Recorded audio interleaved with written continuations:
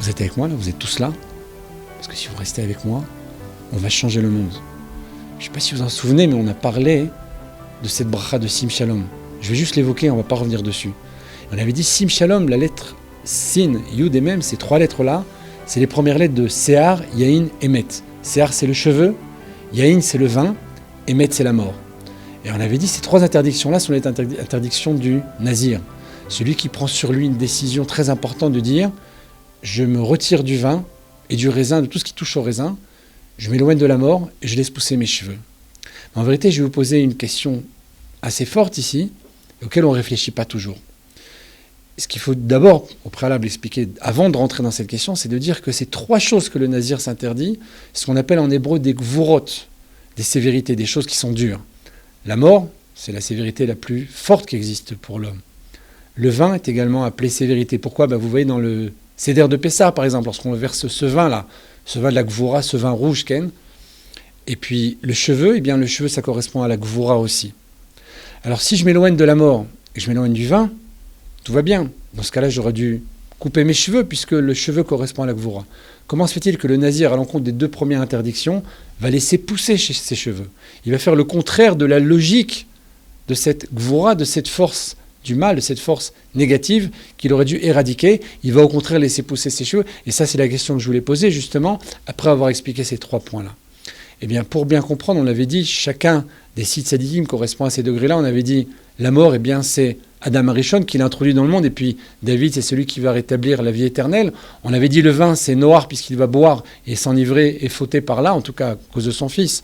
Et Moshe Rabbeinu correspond à celui qui va voir ses fruits, ses grappes de raisin, puisque Yamim, Yemei Bikuren Avim, ces jours sont les jours de la vendange, et Moshe va voir ses fruits sans pouvoir rentrer en Israël, donc il va réparer Noach, il vivra 120 ans, comme Noach a construit l'arche pendant 120 ans, etc. On a ensuite Avraham et Yosef. Yosef, on a dit comment cette épreuve lui est arrivée, comment cela est intervenu. Le texte nous dit, il a commencé à s'arranger les cheveux, et là Dieu dit, ton père est en deuil, et toi, tu arranges tes cheveux, et de là, le Rashi continue, dit, lui a envoyé immédiatement le dove, il a envoyé l'ours, c'est-à-dire cette femme de Poutifar qui va tenter et presque réussir à le faire tomber. Et son pendant, le parallèle de Yosef, c'est Avraham. Et Avraham, c'est celui, on avait dit, qui va avoir des cheveux blancs qui sont différents de ceux du Nazir, qui sont différents de ceux des autres hommes, parce que son cheveu est un cheveu, justement, de Rachamim. Le Hari nous dit que ce sont des cheveux qui sont totalement purs. Ils sont dans la miséricorde. Mais ce qui nous intéresse ici, au-delà de tout ça, c'est le message. Alors d'abord, il y a une information qu'on peut prendre de cela et une réponse qu'on peut donner, même si on ne l'a pas posée ici, et que beaucoup de gens posent, en tout cas que beaucoup de femmes posent. Parce que c'est une chose qui est très difficile pour elles. Lorsqu'une femme se marie, elle doit couvrir ses cheveux. C'est une des choses les plus difficiles, si ce n'est pas la plus difficile pour la femme juive qui veut être observante. Or, si on comprend profondément ce qu'est le cheveu, ce qu'est la femme, et ce parallèle avec le Nazir, on va comprendre quelque chose d'extraordinaire ici. Je ne sais pas si ça va aider, mais en tout cas, ça va pouvoir expliquer. La femme est appelée dans la Torah la Gvura, la sévérité. L'homme est la bonté, le chesed. En quoi il s'apparente l'un à la bonté et l'autre à la sévérité? L'homme est celui qui donne, qui va donner de sa semence, et la femme, par rapport à cela, par la Gvura, va réussir à fabriquer, entre guillemets, un être humain. Donc il faut ici beaucoup de gvoura, beaucoup de force ici pour faire cela, et ça correspond à la gvoura absolue, à l'encontre de l'homme qui est dans le chesed.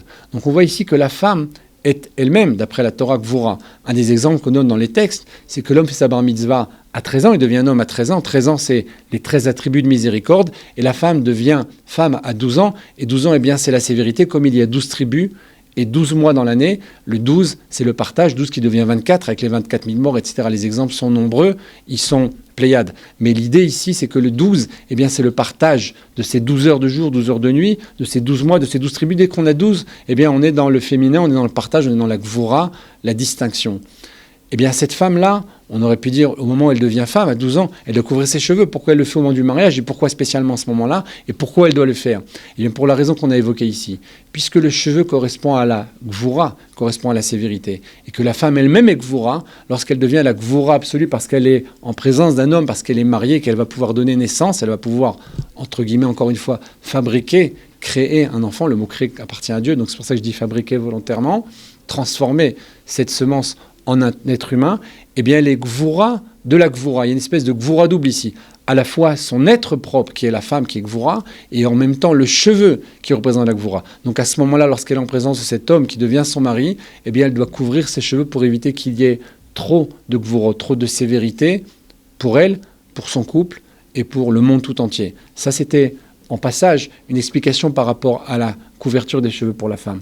Au-delà de ça, on a dit qu'on allait répondre pourquoi le cheveu doit être coupé, bien pour cette même raison. De la même façon que le vin correspond, et le jus de raisin, et tout ce qui touche au vin, correspond, on a dit, à Noach, et que la mort correspond à Adam Arishon, il y a eu là-bas faute.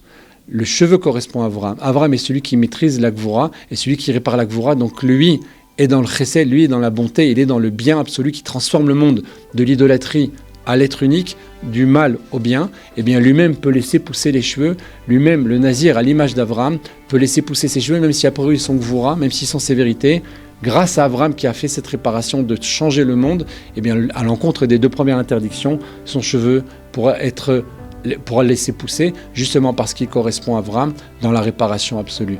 Et si vous restez avec moi tous ensemble, nous allons pouvoir changer le monde.